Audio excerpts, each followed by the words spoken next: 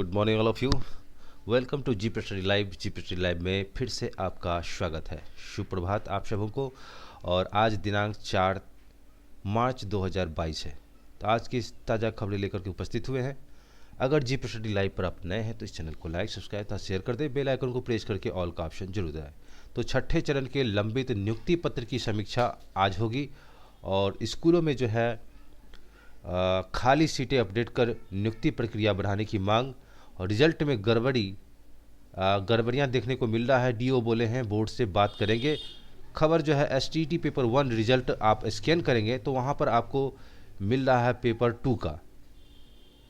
तो अगले सप्ताह जो है शुरू होगी बीएड कॉलेज में दाखिला की प्रक्रिया और अभ्यर्थी इंटर परीक्षा में ऑब्जेक्टिव प्रश्न पर आपत्ति 6 मार्च तक दर्ज कर सकते हैं। देखते हैं इसकी डिटेल्स।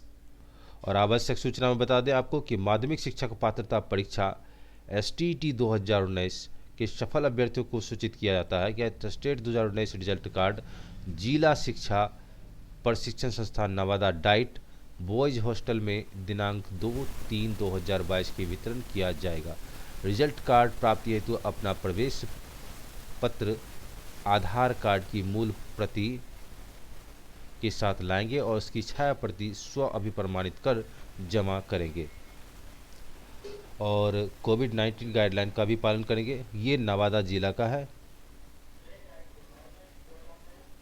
तो एसटीटी खबर की बात किया जाए तो एसटीटी खबर में क्या है कि रिजल्ट में गड़बड़ियां सामने आने के बाद छात्र परेशान और डीओ बोले बोर्ड से करेंगे बात। एसटीटी पेपर 1 का रिजल्ट स्कैन करने पर मिल रहा है पेपर 2 का और इस प्रकार से देख सकते हैं क्यूआर स्कैन कोड के साथ मिले एसटीटी रिजल्ट के पेपर 1 के रिजल्ट को स्कैन करने पर पेपर 2 का रिजल्ट मिल रहा है। और एसटीटी 2019 का रिजल्ट कार्ड अभ्यर्थियों को मिला तो यह चौंकाने वाला मामला आना है। और पेपर 1 में पास और पेपर 2 में फेल अभ्यर्थियों को क्यूआर स्कैन करने पर पेपर 1 का रिजल्ट भी फेल दिखा रहा है। और यानी पेपर 1 में चाहे जो रिजल्ट हो स्कैन पर पेपर 2 का ही रिजल्ट पेपर 1 में दिख रहा है। तो देख सकते हैं यहाँ पर कि जो है पेपर 1 में चाहे जो रिजल्ट हो स्कैन पर पेपर 2 का रिजल्ट 1 में दिख रहा है। तो रिजल्ट लेने से पहुँचे अभ्यर्थी इसे लेकर हैरान है। अभ्यर्थियों में गुहार है कि अब इस रिजल्ट के आधार पर हमारा भविष्य कैसे बनेगा। मुजफ्फरपुर, पूर्वी चंपारण, सीतामढ़ी समेत विभिन्न जिलों में यह मामला सामने आया है। रिजल्ट फर्जीवाड़ा रोकने को पहली बार क्यूआर कोड लागू किया गया है और इस प्रकार से देख सकते हैं कि बड़ी संख्या में अभ्यर्थियों का बदल गया है रिजल्ट। और पेपर 1 में मेरिट लिस्ट तो पेपर 2 में नॉन मेरिट। मुजफ्फरपुर के नीरज कुमार ने बताया कि पेपर जो है 1 में मेरिट लिस्ट में हूँ जबकि पेपर 2 में नहीं। जब पेपर 1 का रिजल्ट स्कैन किया तो उसमें नॉन मेरिट यानी पेपर 2 का रिजल्ट दिख रहा है। जिले के सतीश कुमार ने कहा कि पेपर 1 में मैथ्स पास हूँ मगर पेपर 2 में नहीं। स्कैन करने पेपर 1 भी नॉन मेरिट में ही दिख रहा है। अभ्यर्थियों को कहा कि इस तरह से तो हमारा रिजल्ट ही कहीं इनवैलिड माना जाएगा। और इस प्रकार से देख सकते हैं रिजल्ट में गड़ी से बढ़ी है। बेगूसराय के चंद्रशेखर पेपर 1 में जो है मैथ से हैं और इसमें क्वालिफाइड है लेकिन मेरिट लिस्ट में नहीं है। और दूसरे पेपर में केमिस्ट्री से हैं। पेपर 2 का जब स्कैन कर रहे हैं तो केमिस्ट्री का दिख रहा है और पेपर 1 जब स्कैन कर रहे हैं तो मैथ्स का बजाय इसमें केमिस्ट्री का रिजल्ट दिख रहा है। सीतामढ़ी के रहने वाले सोनू कुमार झा ने बताया कि पेपर 1 और पेपर 2 मैथ में और स्कैन करने पर पेपर 1 में पेपर 2 का रिजल्ट दिख रहा है। अजय कुमार भी यही हाल। संतोष कुमार पूर्वी चंपारण के रहने वाले और पेपर 2 में नॉन मेरिट में हैं, पेपर 1 में मेरिट में है मगर स्कैन करने पर पेपर 1 में नॉन मेरिट दिख रहा है। इस प्रकार से देख सकते हैं कि जिला शिक्षा पदाधिकारी जो हैं अब्दुल सलाम अंसारी ने कहा कि यह मामला बोर्ड का है और बोर्ड इस संबंध में बात की जाएगी।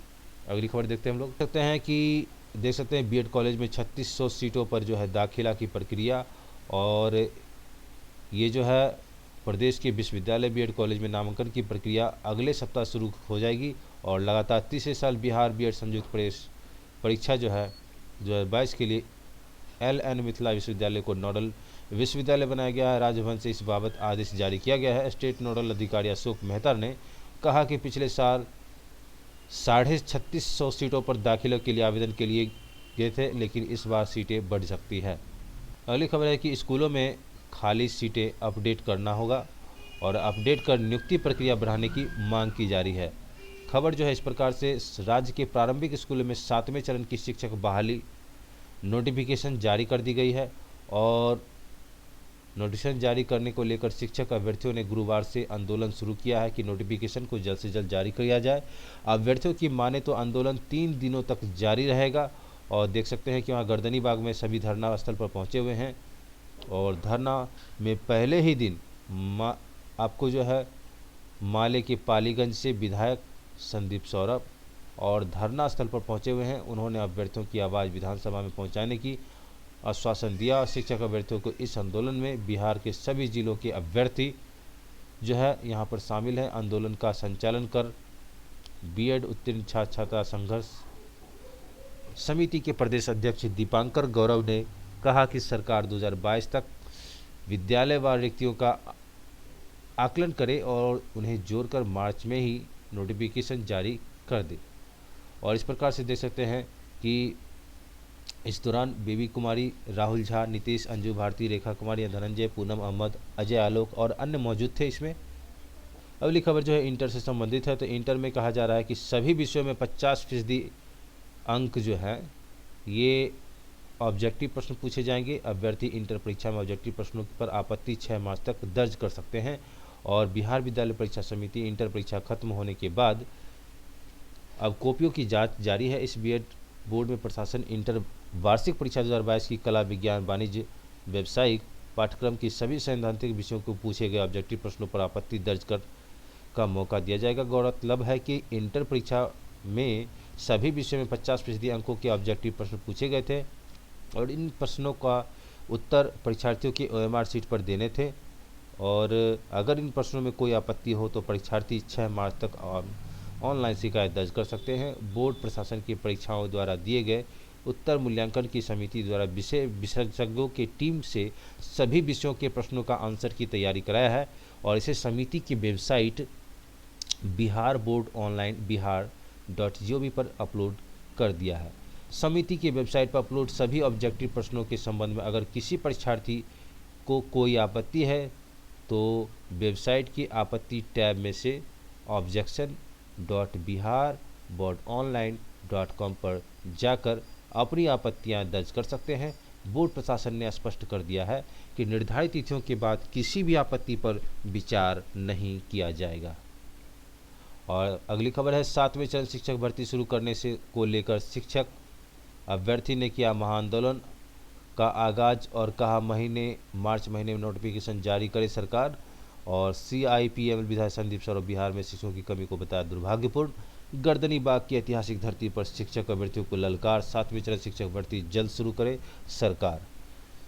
तो देख सकते हैं यहाँ पर जो है अभ्यर्थियों ने कहा पिछले 3 वर्षों से शिक्षा विभाग शिक्षा मंत्री से मिलने जाते हैं, सिर्फ झूठा आश्वासन मिलने के अलावा कुछ नहीं मिला और सब्र का बांध टूटते जा रहा है। और एक तरफ सरकार सिर्फ गुणवत्तापूर्ण शिक्षा की बात करती है तो दूसरी तरफ बिहार में शिक्षा स्थिति बद से बदतर हो गई है। ना तो वहाँ विद्यालय भवन ठीक है और ना ही विद्यालय में उपयुक्त शिक्षक। साथ ही अभ्यर्थियों ने कहा कि बिन शिक्षक के आखिर बिहार के बच्चे कैसे शिक्षित होंगे, इसलिए बिहार सरकार अविलंब 7वें चरण शिक्षक भर्ती है तो मार्च महीने में नोटिफिकेशन जारी कर, अन्यथा हम लोग पटना के इस धरती पर अनिश्चितकालीन आंदोलन पर बैठे जाएंगे। और इस महाआंदोलन में राज्य के विभिन्न राजनीतिक पार्टी के नेता विधायक भी शामिल हुए हैं। तो देख सकते हैं यहाँ पर जो है, लेकिन RTE के तहत कहा जा रहा है कि 30 बच्चों पर एक शिक्षक होना जरूरी है, लेकिन बिहार में 100 बच्चे पर एक शिक्षक है जो कि दुर्भाग्यपूर्ण है। अनुच्छेद 14 और 15 के तहत शिक्षा को मौलिक अधिकार में रखा गया है।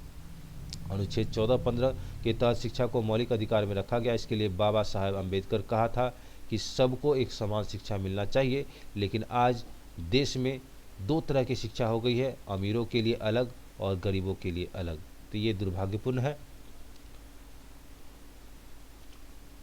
अगली खबर है, अगले सप्ताह शुरू होगी बीएड कॉलेजों में दाखिला की प्रक्रिया। इस बार बिहार विश्वविद्यालय 59 कॉलेजों में 6300 सीटें हैं। ये देख सकते हैं, पूरी लिस्ट दिया गया है। ये लिस्ट इस प्रकार से है और इसमें जो है 2021 में 1,17,000 छात्र छात्राएँ शामिल हुए थे और गत वर्ष पटना के बाद सबसे अधिक 16,428 छात्र बीआरए विश्वविद्यालय को केंद्र चुना था। तो देख सकते हैं बीआरए बिहार विश्वविद्यालय, आर्यभट्ट विश्वविद्यालय पटना, बीएनएमयू मधेपुरा, जेपी विश्वविद्यालय छपरा, केएसडीएसयू इसमें सब सीट दिया गया है, मगध विश्वविद्यालय बोधगया, एमएमएच विश्वविद्यालय पटना, मुंगेर विश्वविद्यालय मुंगेर 500 सीटें हैं यहाँ पर, पाटलिपुत्र विश्वविद्यालय पटना 6500 सीटें हैं, पटना विश्वविद्यालय पटना 300 सीटें, पूर्णिया विश्वविद्यालय पूर्णिया 1000 सीट है, टीएनबी विश्वविद्यालय भागलपुर 15 सीटें हैं और बीकेएसयू आरा में 2350 सीटें हैं। तो सबसे ज़्यादा सीट जो है बीआरए बिहार विश्वविद्यालय में है जो मुजफ्फरपुर में पड़ता है, और उससे भी सबसे ज़्यादा है पाटलिपुत्र विश्वविद्यालय पटना में 6500 सीटें हैं। अगली खबर देखते हैं हम लोग। अगली खबर है आपको कि छठे चरण के लंबित नियुक्ति पत्र की समीक्षा आज होगी और छठे चरण के शिक्षक नियोजन लंबित नियोजन की पत्र प्रक्रिया के मामले में समीक्षा की 4 मार्च को अहम बैठक शिक्षा सचिवालय में रखी गई है। अपर मुख्य सचिव संजय कुमार प्रदेश के सभी जिला शिक्षा पदाधिकारियों को स्थापना संबंधित जिला कार्यक्रम पदाधिकारी से वीडियो कॉन्फ्रेंसिंग के जरिए इस बैठक की अन्य विषय मसलों की समीक्षा करेंगे। इस बैठक में शारीरिक शिक्षा एवं स्वास्थ्य अनुषेकों के पद की उप आवंटन में 14 से 16 मार्च के बीच छठे चरण की विशेष चक्र की काउंसिलिंग, 34,540 कोटि के शिक्षकों की शैक्षणिक प्रमाण पत्रों का सत्यापन, न्यायिक मामलों की समीक्षा की जाएगी और वीडियो कॉन्फ्रेंसिंग के जरिए यह बैठक सुबह 11 बजे से होगी। इस संदर्भ में प्राथमिक शिक्षा निदेशक रवि प्रकाश जिला स्तरीय पदाधिकारियों को पत्र लिखकर कहा कि इस मीटिंग में वह अनिवार्य तौर पर जुड़े रहें। अगली खबर हम लोग देखते हैं। तो यही कुछ खास खबर थी जो मैं आपके बीच उपस्थित हुआ लेकर के आया। इस चैनल पर आप नए हैं तो इस चैनल को लाइक सब्सक्राइब तथा शेयर कर दें, बेल आइकन को प्रेस करके ऑल का ऑप्शन जरूर दबाएं। मिलते हैं अगले वीडियो में किसी खास शिक्षा संबंधी भी न्यूज लेकर के और बिहार की वैकेंसी लेकर के। तब तक के लिए खुश रहें, स्वस्थ रहें, धन्यवाद।